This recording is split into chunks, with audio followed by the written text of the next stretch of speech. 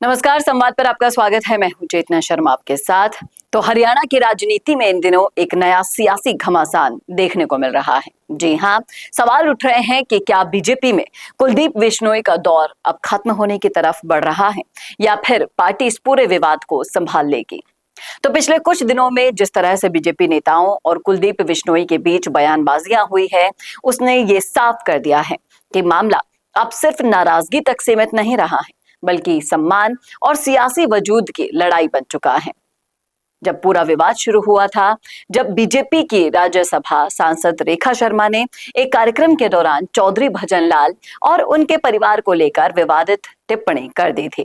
उन्होंने कहा कि पहले तो हरियाणा में भजनलाल और चंद्रमोहन की बदमाशी चला करती थी और उसी के दम पर वो चुनाव जीते जाते थे। बस यहीं से सियासी तूफान खड़ा हो गया और बयानबाजियों का दौर शुरू हो गया। शुरुआत में तो कुलदीप बिश्नोई की ओर से कोई प्रतिक्रिया नहीं आई। कई दिन तक चुप्पी साधी रखी उन्होंने। तो राजनीतिक गलियारों में ये चर्चा शुरू हो गई कि क्या बीजेपी में अब उनकी स्थिति कमजोर हो चुकी है। लेकिन फिर जैसे ही कुलदीप बिश्नोई सामने आए और उन्होंने बेहद आक्रामक अंदाज में जवाब दिया, तो सारी की सारी बातचीत धरी रह गई। उन्होंने साफ कहा कि कुछ लोगों को औकात से ज्यादा मिल गया है और वो अपने पद की गरिमा भूल रहे हैं, इसीलिए ऐसी बयानबाजी कर रहे हैं।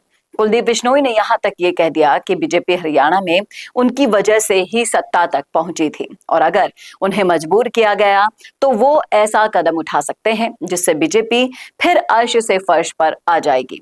उन्होंने खुद को पुराना बब्बर शेर बताते हुए कहा कि शेर को पिंजरे में बंद तो किया जा सकता है, लेकिन उसके करीब जाने की हिम्मत कोई नहीं कर सकता है। इसके बाद से ही हरियाणा बीजेपी अध्यक्ष मोहन लाल बड़ौली का भी बयान आ गया था, जिसने मामले को और तूल दे दिया और गरमा दिया। उन्होंने कहा कि जरूरी नहीं कि जैसा पिता हो बेटा भी वैसा ही हो। साथ में संकेत दे दिए कि कुलदीप बिश्नोई को नोटिस भेजा जा सकता है, यानी कि अब दोनों तरफ से सीधी टक्कर दिखाई देने लगी है। इस पूरे विवाद में कुलदीप बिश्नोई के भाई और कांग्रेस नेता चंद्रमोहन बिश्नोई भी कूद पड़े और उन्होंने रेखा शर्मा के खिलाफ कानूनी कार्यवाही शुरू भी कर दी है और कोर्ट तक ये मामला पहुंच भी चुका है। अब इस विवाद ने सिर्फ राजनीतिक नहीं बल्कि कानूनी रूप भी ले लिया है। हालांकि बाद में खबरें ये भी सामने आई कि पूर्व मुख्यमंत्री मनोहर लाल खट्टर ने मामले में दखल दिया है और इसके बाद से ही बीजेपी का रुख थोड़ा नरम नजर आया है।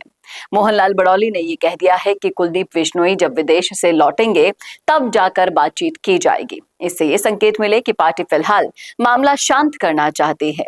लेकिन सबसे बड़ा सवाल जो इस मामले में उठा है वो ये है, क्या कुलदीप बिश्नोई अब बीजेपी में खुद को असहज महसूस कर रहे हैं, क्योंकि पिछले कुछ समय से वो लगातार साइडलाइन नजर आए हैं और आदमपुर सीट पर हार के बाद भी उन्हें कोई बड़ी जिम्मेदारी या पद नहीं मिला है।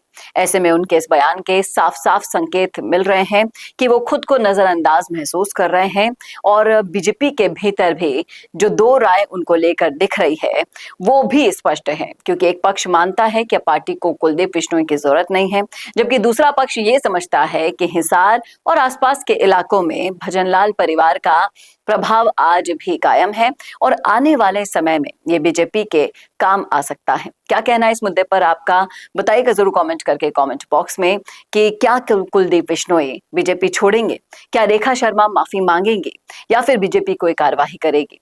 क्या है आपकी राय, रखिएगा राय जरूर कमेंट बॉक्स में। कैसा लगा वीडियो बताना ना भूलेगा और ऐसे वीडियोस के लिए देखते रहिए संवाद भारत का, भारत के लिए। नमस्कार।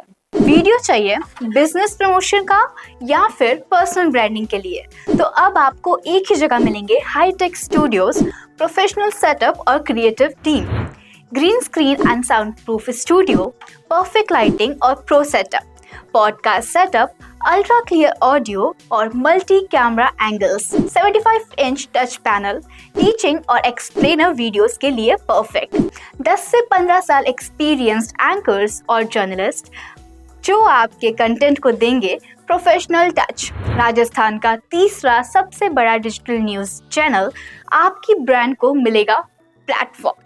50+ प्रोफेशनल वीडियो मॉडल्स जो आपके प्रोजेक्ट को बनाएंगे ज्यादा इंगेजिंग। हमने 5000+ बिजनेस और ब्रांड्स को ग्रो करने में की है मदद। अब आपकी बारी।